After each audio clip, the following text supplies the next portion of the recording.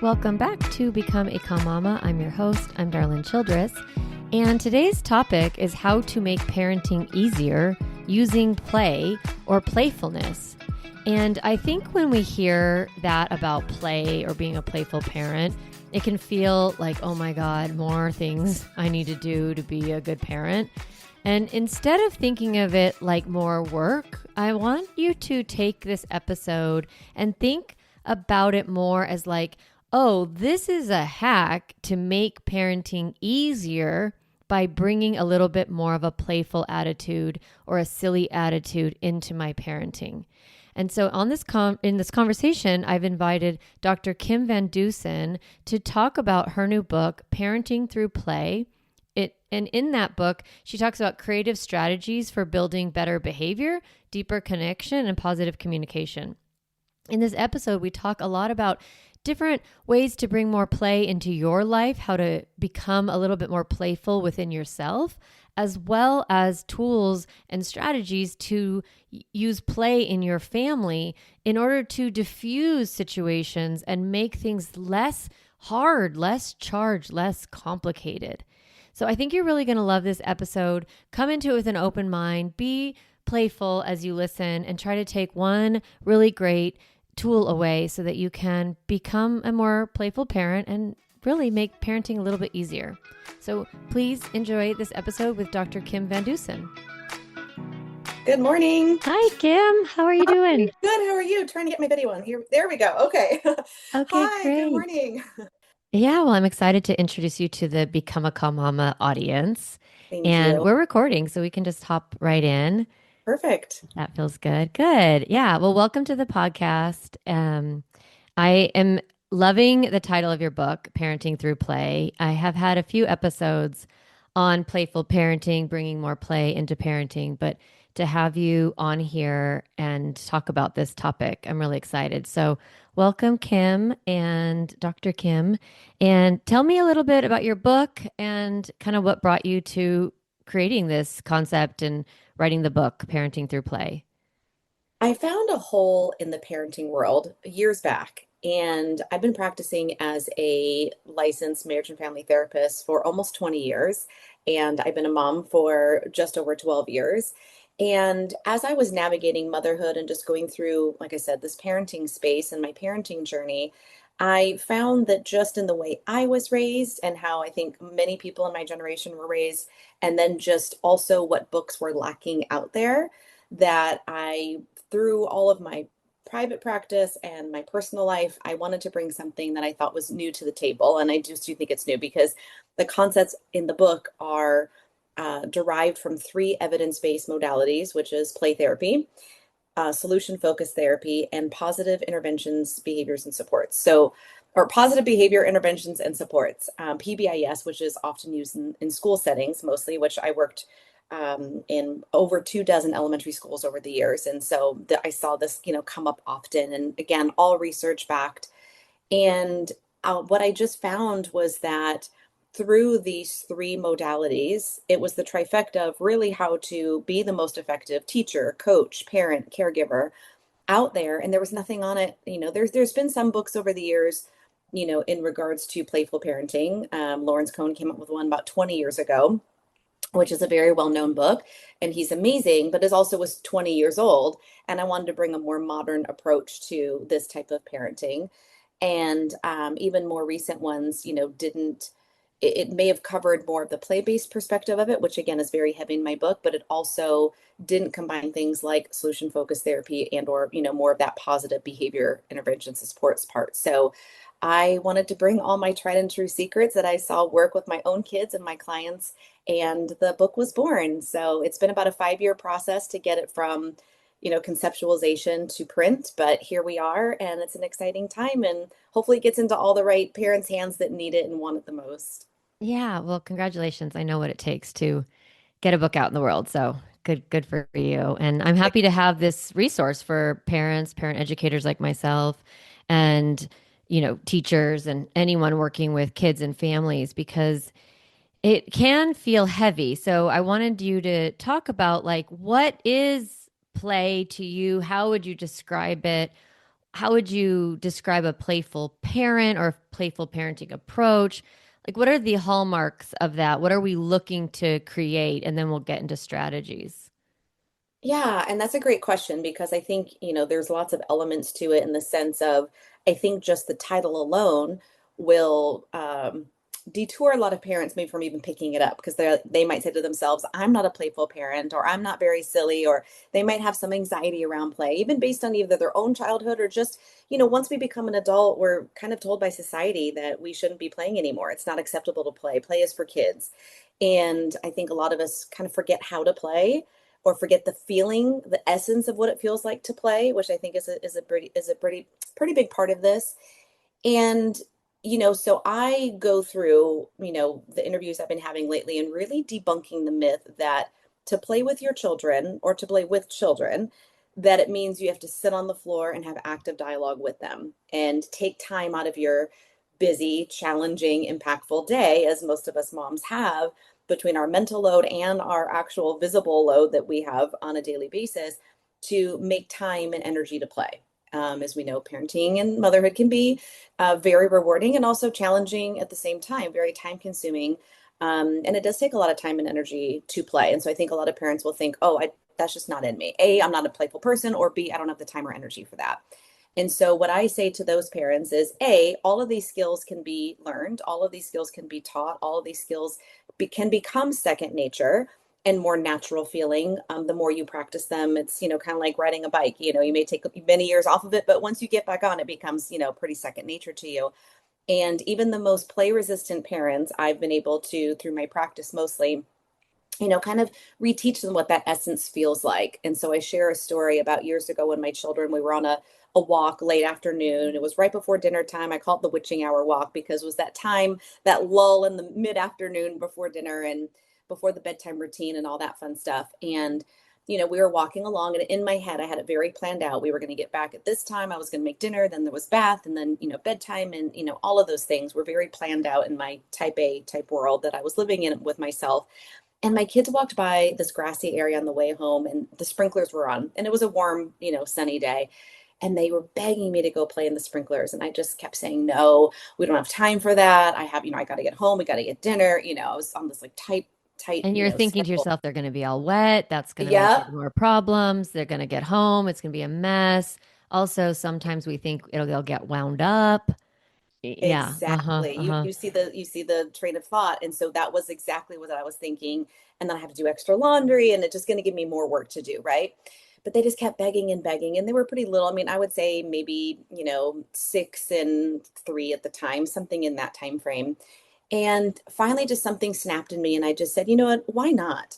Like, why not just say yes? Why not just let them play for a few minutes, right? I mean, yes, it would put us behind a few minutes and maybe some extra laundry and whatnot, but really, if that's the worst that's going to happen, let them play for a few minutes. So I said yes. And then as I was watching them, I just saw this joyfulness about them, this freeing kind of essence that they were just playing and having so much fun and not even caring how much they got wet or dirty or how much time it took. Like they were just in this playful element.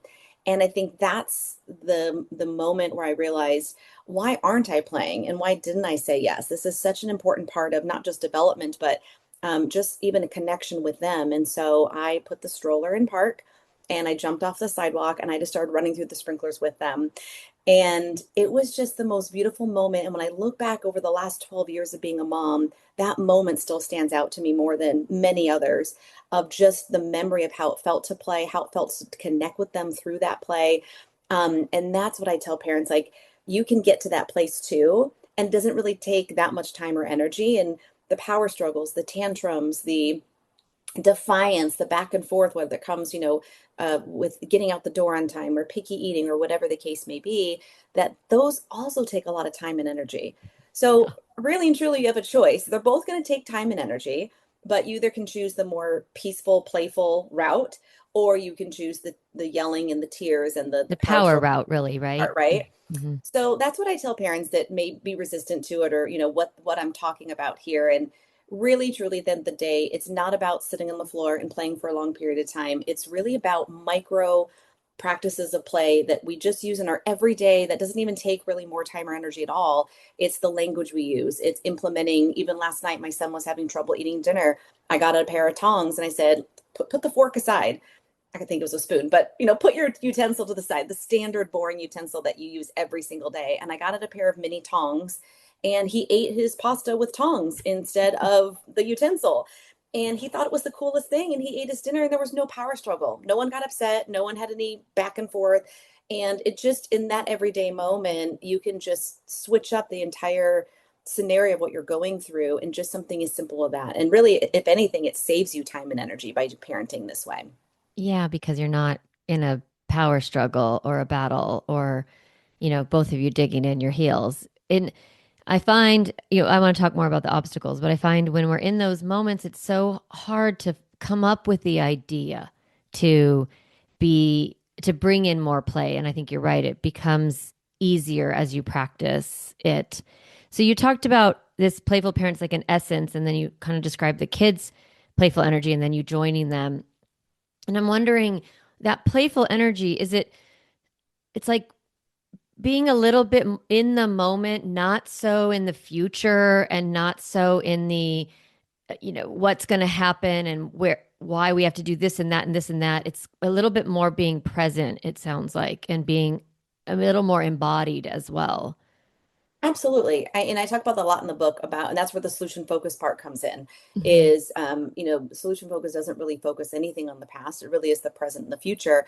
However, in the case of just being an intentional parent, a mindful parent of being in the moment, saying yes more than you're saying no, like, what's the worst that could happen? Or what's, how far could this really put me behind? And there is going to be times you're going to have to say no as a parent, obviously, for safety reasons, or just, you really are in a time crunch and you really have to say no in those moments.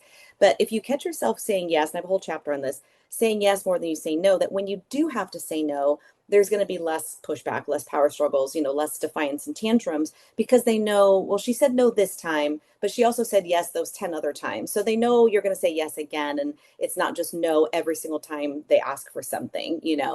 Hmm. So yeah, it's really about, yeah, that presence, that being mindful, being intentional with your time in the moment, and really just prioritizing play. I call them purposeful play pockets, where you just find these little moments to find playfulness in your day. And that's why I wrote the book, is because I was actually just asked about this on a news program I was on last week. Is he said, well, what if you're not a creative parent? What if you can't think of these strategies? And again, it becomes more second nature the more you practice them. But that's why I wrote the book. It's very modern, simple how to's. You literally go to the tantrum chapter or the anxiety chapter or whatever picky eating chapter that you're dealing with, and you can find a plethora of just idea after idea after idea of these creative strategies. And so I really lay it out for parents to make it as simple and easy as possible. The book's a paperback. You can stick it in your diaper bag or in the stroller or wherever you are on an airplane. It's so easy to take with you on the go. And if you can't think of a strategy on your own, I have plenty of them in the book. And then some people have told me that they've looked at the idea in the book and then they've come up with their own spin on it, for their own children, which has been fun too, to see how they've kind of made it their own. So even like I said, the most, resistant parent that doesn't think they have it in them, try the book, reading the book first. I give you all the baseline foundational ideas and the research behind it and why it works so well. And then, yeah, eventually you can make it in your own. And the creative side is probably in you. You just lost it over the years because, you became an adult and it was just kind of, you're so embodied with the responsibilities of an adult, that you probably just forgot a little bit how creative you could be, or how much you could play and how it feels good too. Yeah. I was thinking that it might be useful to help parents tap into their own fun or play in order to catch the feeling of it, of that playfulness, so that when they're chasing it with their kids, they can kind of know what it is that they're chasing. I always think it's nice to anchor you into something that you already know, even if like you've lost it a little bit, but there's probably some moments. And I'm thinking for myself, like, when do I feel playful? When do I have that kind of energy? I do notice it when I'm in nature. I'm in the moment, and it's not necessarily playful energy, but it's a presence and a calm that I'm like just in the now. I'm not thinking about oh, this is, if it's really hard, maybe I'm thinking I want this to end. But typically I Right. don't do that hard of things. And it's just, being in the woods and it's just really beautiful and nice. And I think about when I'm with my friends and that we're all telling a silly story or something and we get those giggles. I love that. And sometimes like watching a television program that's kind of silly or playful or so I wonder if you have any ideas of how to tap into that for parents before we get into all the strategies of like bringing it into their family, just kind of finding it. I think we're all so heavy and overwhelmed and not accessing that within ourselves. And if we can find it without our kids, maybe we can then bring it in easier. So, do you have any ideas around that? Yeah. Yeah, I do. And actually I have two separate chapters that, kind of hone in on that too. But it's funny. I was actually traveling this week and I was at the airport and I was in line at Starbucks getting my morning coffee and there was a man in front of me who was wearing Crocs, but they were like Disney Crocs. They were like Mater Crocs. And I just looked down and was like, I need to start taking like random photos of playfulness in everyday life with adults because he was a grown man, but he had these Mater Crocs on and I thought, that's playful. Like Mhm. he's not doing, he's standing in line getting a Starbucks coffee, but he's wearing these Crocs and that to me just embodied a little bit of playfulness, right? Because like I Yeah, my said, I think, sister's this right? way. She's always like, if we go to something like, she buys the Santa hat, she buys the funny balloon, and to me, it's like wasteful, but it does. Then like let her do it, and then I have more fun because we're being so silly, like we're wearing funny outfits, or yeah, maybe dress up, that kind of thing can feel that way. Costumes or theme nights, like that's where adults find it. Yeah, that's great. Exactly. Or just Mhm. even in a dance part. I feel like most parents like to listen to music, or Yes. most people connect with music, right? And so if they just put some music on and they find themselves kind of swaying a little bit in the kitchen, like Mhm. even with or without their kids, they could be with their partner, their spouse, girlfriends on a mom's night out, whatever the case may be. But we find those playful moments, and I think it's like looking for those glimmers. Right? It's looking for those playful glimmers in our life of, where can we find the joy? Where can we find the playfulness and really, like you said, start tapping into that and being more mindful about it because we can get sucked up into paying the mortgage and making the dentist appointments and going grocery shopping and folding the laundry. Like And there's a bedtime. million Hmm. things, right, that could bog us down. But looking for those things. And so usually when I speak at a conference, I bring out these like cotton snowballs and I start just throwing them in the audience and just like implementing a snowball fight. And at first you see a lot of the people have their arms crossed against their chest and they're have a scowl on their face, like, what is she doing? I'm an adult. I'm not going to play right now. And then a few minutes later, you start seeing the jaws, less tight and their shoulders drop a little bit and they start actually throwing the balls. And then you start hearing the laughter and the joyfulness. And anytime I'm at a conference and we do something like that or something similar, there is hesitation at first, but then when you let go, it's like they tap into that feeling. And so first and foremost, the first chapter I was going to reference is my chapter on regulation and making sure that we're regulated first before we can really parent effectively for our kids, before they can be regulated. So before you can even tap into this creative side of yourself, you do have to be regulated. So I give ideas in the book of how parents and moms can do that, and then also how to help their kids do it too. And once you're in that lower cortisol, stress state, your mind is able to think of some of these more creative strategies. And just the other day, a mom came to me and said, well, my husband's the playful dad. I'm not the playful mom. I'm work, work, Mhm. work, and I'm very, type A, and just it's The hard for me to look structure, at the the organization, the yeah, plan. Yeah, keeping which track a of the lot of us I time. think are, because we're Hmm. holding down the forts at our home, right? I mean, we're making it work. And so, but I said, okay, so just for a moment, think, and how you mentioned this too about hiking or being out in nature. And I said, think for a moment what you really enjoyed as a child. What was it that made you feel like playful and joyful and things? And she said, art. I really like art.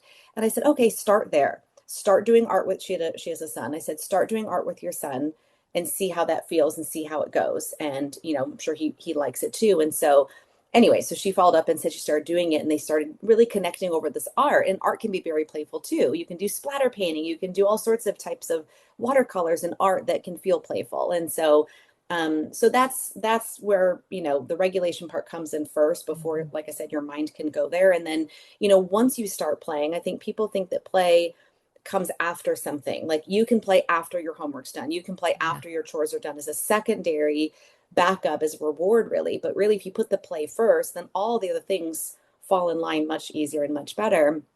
And when you do have those exhausting, overwhelming days, which we all do, we're all human and that's going to happen. I have a chapter for the overwhelmed, exhausted, overworked parent where I give playful ideas of how to still be playful and connect with your kids without having to do the active back and forth dialogue or to come up with a really creative strategy. You can just say, hey, you know what? I'm a little tired today. Let's play spa. And you lay on the couch while they put cucumbers on your eyes and brush your hair and you get to relax while they play, or have them put on a fashion show for you, or read you a story in a book if they're able to read, different things to connect through playful ways where you don't really have to exert really much energy at all. But like I said, you'll still get the benefits of the happy hormones we get when we play. Your kids too, the endorphins, the serotonin, the dopamine, and things like that. So there's definitely ways to tap into that. And I, Hmm. like I said, give a lot of examples in the book on how to do that. And but you have to also have to have an open mind and let it happen. I think Right, there's a and lot. want it, right? And want Right. it. So why would we want it? I mean, you said a little bit, you get more compliance because kids, if they are feeling good, they're more likely to say yes, to participate, to go with the flow. If they're in a playful state, they're more likely to engage and, listen and that kind of, we all like that. If I'm being told to do something by someone who's happy and jolly and like bringing me into the conversation, I'm much more likely to participate and to say yes.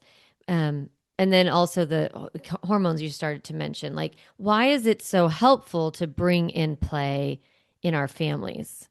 Yeah, so like I said, just really reiterating that part of just the physiological aspects of it. I talk about in the book how, when you play, it lowers your stress levels. It improves your immune system. It helps you sleep better at night. Again, releasing all those happy hormones and, reducing a lot of the stress hormones. It helps build confidence and competence in kids and even in your own parenting, and just when you start realizing there's not as many problems or challenges in your everyday life, then parenting seems more joyful and much easier, right? So, it helps children with their problem solving skills, communication skills, social skills, things like that. And it can help, parents with that with their children. And, the first and foremost thing that, parents, I think, need to know is, when you build that foundation of trust and safety first, and you do that through play, which is the child's language essentially, and you do it through a language they understand and can make sense of and respond to, that you will see all those other benefits, right? Less time and energy on what we've already talked about: power struggles, tantrums, meltdowns, defiance, disrespect, things like that. And they are much more likely to have better behavior and comply and listen and follow directions and, make good choices and things like that, because they know there's a level of respect for them. They're more empowered, maybe making more choices and feeling like they're being seen, heard, and loved, which a lot of times I feel like kids don't get that opportunity very often because they're told what to do by their parents and their coaches and their teachers, and they often don't get choices or even really options to play in school anymore very much. Recesses Mhm. are like 10 minutes long, and so if they're not getting the opportunity at home and they're not getting it at school, then they're really being deprived, which also affects their mental health and eventually, their physical health too. So there's so many benefits that helps the parent and the child, really, live in this peaceful environment. Yeah, yeah, it's worth it. And I just think it creates ease and a flow when your family dynamics, when we're doing those transitions between getting someone out the door for school or getting them home and starting to do afternoon activities or getting them to bed or chores or anything like that. If you have a lightheartedness and you're creating a little bit of, joy around it, they like that. It makes it easier. And so let's talk some strategies. And it's always helpful, I think, if we can like categorize them. I don't know how it is organized in the book, but like there's gamifying, there's imaginative play, kind of. I don't know if you have that in your mind of like some kind of broad strokes of ways to think about bringing in more play. Cause I do, that's how my brain works. And I think that's how my audience likes the way I structure things. Um, so I don't know if you can kind of like broad stroke idea and then kind of we'll get into some brass tack, how to's. Yeah, so I'll share an example that happened in my home when it comes to gamifying the other day. My husband is very, I'm the adult, you're the child, you do as I say, or, you're maybe going to get a consequence if you're not listening, type thing. And of course, I'm obviously the way I am in my parenting style that I call played out parenting, which I describe in the book, and that type of way to parent. And so the kids, my kids are now 12 and 9, so they're on the older side. But I want to share that because I think a lot of people think just because the title and the way the book is positioned is that it's just for parents with young children. Hmm. And it does. You can start as early as toddlerhood and go all the way through elementary school. That's how it's also categorized on Amazon and other places, between early childhood and then school age children. And so even up to my daughter's 12, and she still responds really well to these things. And she's in sixth grade in middle school this year and loves these strategies and really, like I said, responds to them well. And I have a lot of parents buying the book from 0 to 2. So by the time their children do get to toddlerhood, they're prepared and ready for those years, right?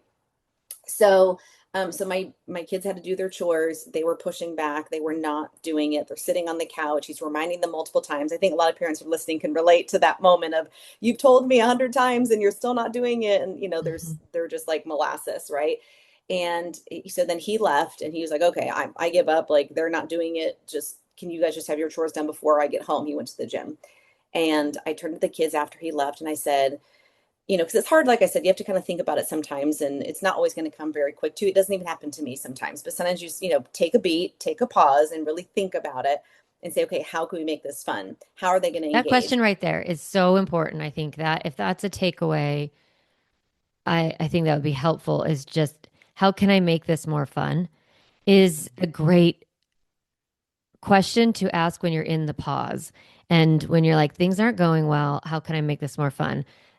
My thought sometimes is like, smile, like just make, I don't know, Start find, somewhere. Start start somewhere. somewhere, like Yeah. just be like, okay. I mean, we do a lot of mindset work on this podcast. It's like, okay, this is not an emergency. We can get through it. And so kind of resetting our own mind around the misbehavior or whatever off track thing happening and then asking, yeah, how can I make this more fun is so great. Yeah. Yeah, and you nailed it on the head. It is a mindset shift. The whole Hmm. book is really a mindset shift on how to parent. And it's not permissive, and it's not coming from a permissive place, and it's not coming from a punitive punishment place. It's stopping yourself from just, innately jumping to, oh, my child's not behaving, I'm going to give them a punishment of some kind, or I'm going to Hmm. discipline them, instead of giving maybe the choice to behave or to give them a do-over like I talk about in the book. Or like you said, asking, how can I make this more playful or more fun? And so my kids, again, were just not responding well to just being told what to do, which a lot of them don't, because that's how adults get things done, but that's not how kids get things done, right? And we forget that. We forget how to speak their language. We expect them to speak our language, right? Yes. And so I said, okay, I have chores to do too. So I'm going to jump in with you, and I'm going to do this with you. We're all going to do it together. I'm going to set a timer, and whoever gets done first gets, maybe 15 extra minutes of screen time, or, 15 minutes to stay up late. It doesn't have to be like a prize as far as like food or toys go. You don't have to spend a lot of money or anything like that. Find what your child wants and what they'll be motivated for.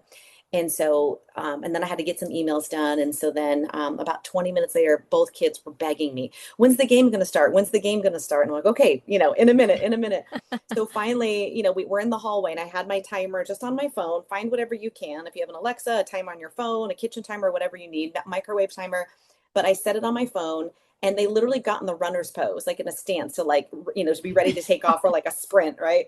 And I was like, okay. And they said, count it down, mom. And so, it's 3, 2, 1, go. And they both ran.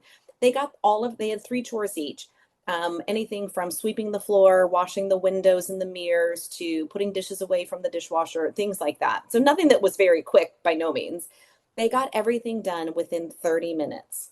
And so then, of course, then it becomes to, well, who's going to be the winner and who's not? Because they both kind of finished at the same time. And so we can talk about that later, how to handle that. But, sometimes I have both winners, or sometimes I have a different category. Like my daughter won for most efficient because she got it done in the same amount of time, but I didn't have to correct her as much, versus my younger son, who's 9 and 3 years younger than his sister. did everything really quickly, but I had to tell him, oh, you missed a spot kind of thing, Quality control. Yeah. Right. So you can have two different prizes for different things, or you do pick a winner, or you just have them go against their personal best. If you want to make it a competition between siblings, which I know can be hairy sometimes, you can just make their own personal best. And then each time they clean their room or clean up their toys or make their bed, you can time them and keep a record of their own personal best if you want to do it that way too. But just, the little shift like that, I have lots of ideas like that in the book where it talks about, freeze clean when they're cleaning the room, play the music when they're cleaning, have them freeze when they stop, and the gamifying. There's tons of ideas in the book for the gamifying part of it. And then, like I said, the picky eating. Sometimes it can be as simple as, replacing the pair of tongs with the fork. Or I did this last night too, and my husband did this a couple weeks ago with our son. He put batteries in his back, and he was really tired, and then he wound them up and gave him energy to eat. Or, you can call them up on your phone or a banana, whatever is close by, and say, hey, calling so and so, it's time to eat your dinner, and they do like in a Mickey Mouse voice, or if you want to do a silly voice, you can do something like that. But, really and truly, it's in the everyday moments and just mom heard me at a conference the other day, and I was saying, giving these kind of ideas. And she said that night her daughter wanted to play with her, and a young daughter, maybe around 5 or 6 years old. And the mom was just so tired. She just didn't have it in her. And so she said, you know what, let's play hair salon, and let's go. And I'm gonna be your patient, or your not patient, but your client. And I'm Client. gonna be sitting right. And then the daughter just was brushing her hair and kind of playing hair salon. She kind of made it into a braid, or put things in like little clips and stuff in her hair. And the mom just sat there, but they had such a beautiful moment of connection through this play. And she was still, intentional with her daughter, but she just had to sit there, and her daughter did all the work by doing her hair. And so I have Mhm. lots of ideas about that and she made that completely on her own. I never even gave her that idea, but that's what she came up with when I told her about my spa idea. And then the last one I wanted to share is another mom who heard me at that same conference a couple weeks ago said her son was refusing to get out of the shower. He just was not listening. She said, it's time to go. It's time for bed. And he just wasn't doing it. And You he's can't pushing get them in back. the water and you can't get them out. That's, Right. I know yeah. you can't win. That's so true. And then, but so she said, okay, I'm going to give you a choice, because I talked a lot about choices. And she said, you're going to be a choice. You can pick whatever animal you want to be. And then while you're getting out of the shower, you're going to go, to your room, roaring like a tiger, or hopping Mhm. on one foot like a bunny, or, moving slowly like a sloth if you have some extra time, whatever animal your child chooses. And then they get to, just in that moment, getting out of the, she said he got out of the shower so quickly. She said she was apprehensive and hesitant. She said, I don't think this is going to work. But then she said that, and I don't remember his exact age, but he was young. But he gleaned onto it because she's not usually like that. And he said, okay. And he chose lion. And he roared like a lion all the way to his bedroom to get his pajamas on after that shower, and got out immediately. So it's not going to work every time for every situation for every child. It's going to work most times for most children in most situations, but it's going to work more often than it's not. And I think parents were surprised by that, and they both were. But they were like, "It works, and it's amazing," and we all were happy, and everything was peaceful. And that's just. But in the book, there's example after example after example like that of just those micro practices that we can just throw in the moment when our kids are resistant to it. Yeah, it's so great because it changes the energy between you and your child, and that's right. The language of play is there. What motivates them is having fun, being playful. Parents are always wondering what motivates kids, and it's just play. Like they want to have a good time. They don't want to go to sleep because that's the end of play. They don't want to go to school because that's the end of play. They don't want to do their homework because that's the end of the play. Everything that they do is with the goal of play. Maybe as an adult, your goal is like maybe to make money, or I don't know. Everything you do is with something else on the other side to motivate you. Like I'm just trying to figure out how to lay down. everything Right. everything I do is to try to figure out That's my how to goal a lot of times. I'm not create gonna more lie. time to lay down. Um, but I think about little kids and even young adults, like and teenagers, their motivation is be with their peers, right? They want to do stuff with their friends. And so it's like if you have kids not in adolescence, then that's all they want to do is play. And they want to play with you and they want to be playful. And if you have that belief that that will be motivating enough, then it will be effective in terms of changing the dynamic between the two of you. so that there's less resistance. I notice with my kids, and you can talk to this, I would I would like poke in with play and see if I could, say they were resisting, even if they were like, hey, you can be in this room as long as you're not hitting. Okay, you're hitting, looks like you have to go. Am I gonna drag you like a caveman? I would offer like little ways to make you move. Like you're moving, but let's bring in choice of how you move, right? We can have it be playful and fun. But there were times when they would reject that play. Like, no, don't touch me.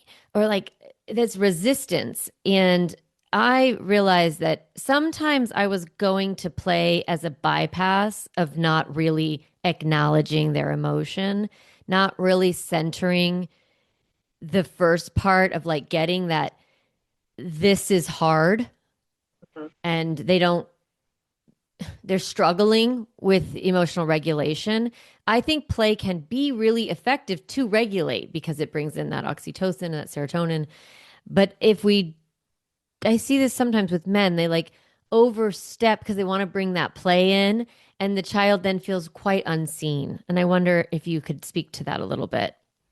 Yeah, it can definitely feel very invalidating for that child in that moment. And so I do talk a lot in the book and just in my everyday life with parents and coaching parents through these situations sometimes is starting first with the validation and validating their emotions. I know this was hard for you when your sister took your toy or when you have to go to bed. I know that's hard for you, or you might be scared, or and really put labels on all the emotions and really, teach them effectively what those emotions are, what they feel like, and to acknowledge them and to sometimes sit in the mess a little bit with them too and let them know it's okay to feel those things.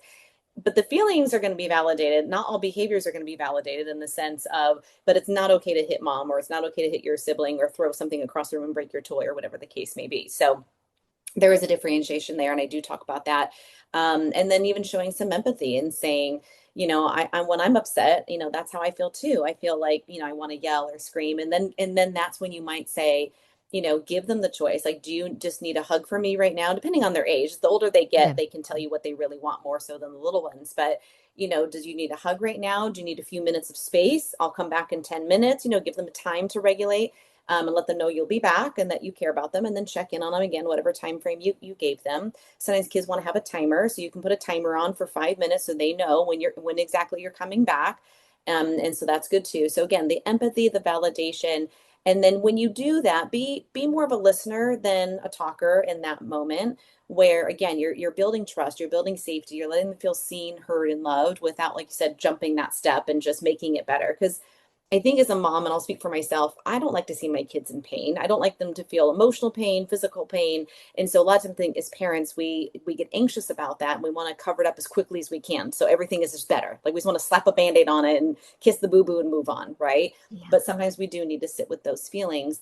But sometimes I notice parents, they'll overcompensate by sharing, oh, well, when I was your age, I had this time, this the exact same thing happened to me, and it made me feel this. And then the child's still feeling really unseen, like, well, wait, that's about you, mom. What about me? Like, Yeah, that's I want not to a hear about useful your stories, technique. right? So Uh-huh. that's also invalidating.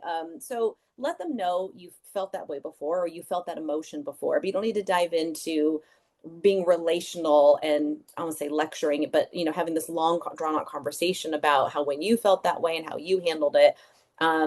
Leave them short and sweet, and then check in with them, like I said, and then see what they need, whether they need a hug or whether they just want to, move on, and then you can talk about it later. And once everyone's at baseline, then you can go back and maybe reflect or do a repair or whatever needs to be done after the fact. It doesn't always have to happen in real time. um and then yeah, and then follow suit, and then if they're ready to move on, then you move on, and you don't really hold a grudge about it. You don't keep bringing it up, like, are you okay, are you okay, are you okay, every few minutes. Like, move on from it, and then the next day or even a couple hours later, um and then when they're calm, not when they're in the heat of things, but when they're calm, then that's when you can give them a strategy of, well, next time you're upset like this, instead of hitting your sister or hitting me or kicking the wall or whatever they did, say, I'm going to give you a pillow to hit or kick when you're upset. Or I'm going to, you can express it this way. Like maybe you scribble out your anger on a piece of paper, and give it a name and say, and call it Bob. And you're scribbling out Bob, or, they might make it into a monster or something. And then you know, externalize it. You can give them all, and I have again a whole chapter on anger and aggression in the book that gives you ideas of how to express anger because it seems to come up a lot more than most other emotions that aren't handled maybe in the best way by a small child who doesn't know how to handle it. So teach them the skills, teach them how to do that. Yeah, the next time, once you're in that teaching moment, then the next time, hopefully, if they do have those big feelings, then they'll know how to handle it better. Yeah. Yeah. That's something for sure. Anyone who regularly listens to podcasts that we talk about the emotional regulation of the family quite a bit. And in terms of play, I just want the audience to know not to feel like they have to rush into it. It's an available like now what strategy kind of post acknowledging. I was just thinking with your 9 and 12-year-old, I get it. Chores aren't fun. It's not the best. You're just chilling on the couch, but let's gamify it. Let's make it. I think narrating a little bit of that before we go into the play. Like, wait, do you want to be a monster? Do you want to be, a lobster, whatever, crawling to the bed? Ooh, a lobster, that'd be fun. It would be fun. But it's like, oh, I know getting out of the shower is not fun. Do you want to make it fun?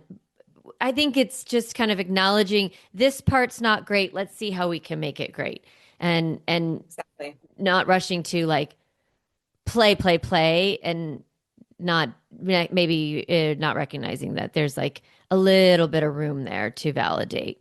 Obviously, in a big feeling cycle, or that's what we call a meltdown or something like that, that I think you can try out play. I think it's a great little tool to see if they can shift, where even if they're in a heightened emotion, you can be like, oh, looks like a big bad wolf is coming out of your belly or whatever. And stop it. Okay, we're not ready for play. I think being Right. in that attuned space where you try it out, okay, back off, give it a minute, and then try again. And it's like kind of that dance in parenting.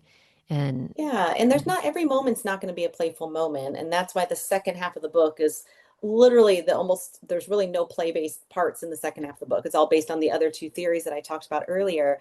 And, there's a chapter on how to set limits and boundaries with your children, how to set appropriate outcomes or consequences, of what that looks like based on their age and developmental level. And like I said, giving them choices, giving them do-overs, finding out the motivation behind their behavior, because there's probably something lurking underneath that anger, why they're acting out that way versus, did something worry them? Did something made them sad?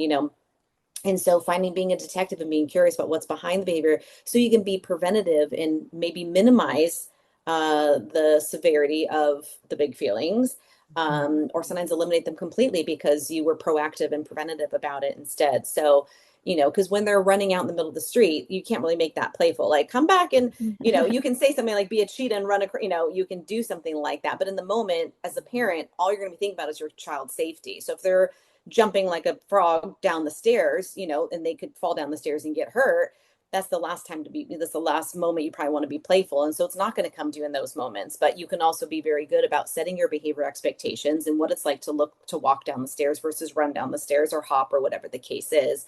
Because those are also very important. But again, all of those strategies on the second half of the book that talk about those more serious, common scenarios, also all are research backed and come from evidence-based practices on how to do it more effectively than just going back to that punitive discipline of, just telling them what to do and expecting them to comply just because you're the adult and they're the child. right, right, right. Great. Well, I think everyone should get the book because it sounds like there's lots of good ideas in there. And I wondered if you had any tips or advice for people as we enter into the summer time. This episode's going to come out right as everyone's breaking up for summer. And I wonder if you have like a mantra you can give everybody or a thought process or an invitation to how to approach the summer in this playful, play-based idea.